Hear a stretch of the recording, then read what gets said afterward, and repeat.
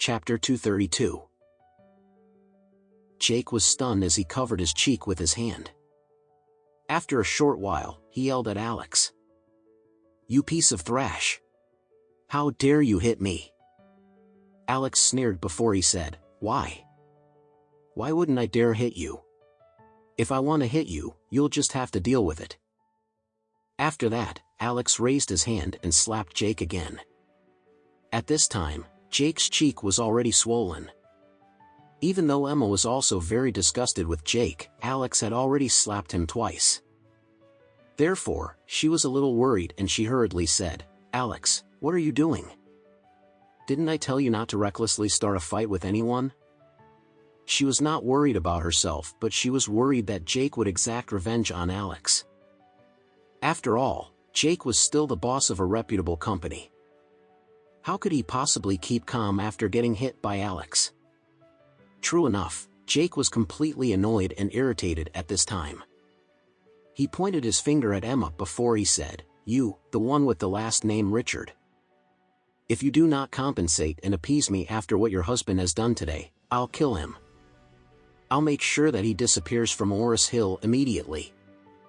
As soon as Emma heard the word compensate, she started to lose her temper immediately. "You're so shameless." "Shameless?" Jake snorted coldly. "Don't you think I don't know that the Richard family has already kicked you out of the family a long time ago? Do you really think that you're still the young lady of the Richard family? Let me tell you something, I am Jake Diesel and I have a very established reputation in Oris Hill. If you do not want me to destroy your entire family, then you'd better crawl into my bed and try to satisfy me tonight. If I'm satisfied with your performance, I could still force myself to forgive you." Emma was trembling with anger and she replied in a sharp manner, "Jake, you're really a shameless bastard. I have all the power and wealth in the world." "So, what's wrong with me being shameless?" Jake asked. At this time, Alex stood up before he said, "You with the last name Diesel, listen up. You're already bankrupt, so don't tell me about how powerful or wealthy you are." "What did you just say?" Jake was taken aback and he did not know how to retaliate at all.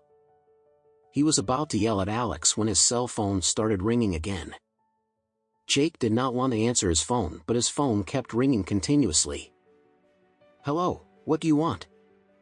"Mr. Diesel, I have bad news for you.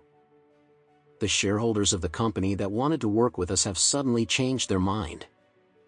They want to withdraw their partnership with us." "What?" The expression on Jake's face changed immediately. "I'll give them a call immediately." "Wait a minute, Mr. Diesel. They are not the only ones withdrawing all cooperation with us. Diamond Group, who has always had a long-term partnership with our company, had also called to withdraw their partnership with the company.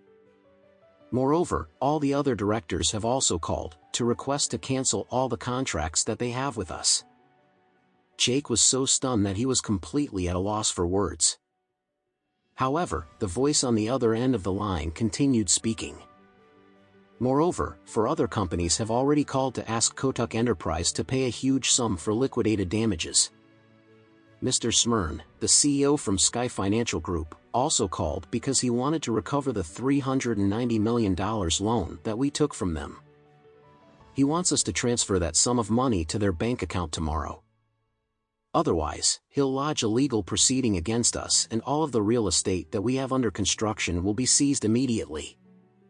Besides that, the Union Bank, the Construction Bank, the Industrial and Commercial Bank, and the Agricultural Bank have also called to collect the debts that we owe them. If we do not settle all the previous loans that we have taken from them by noon tomorrow, they will auction off all the company's assets." Jake was sweating profusely at this time and he was turning pale as he started to break out in cold sweat. What was going on with the world? Was he having a nightmare?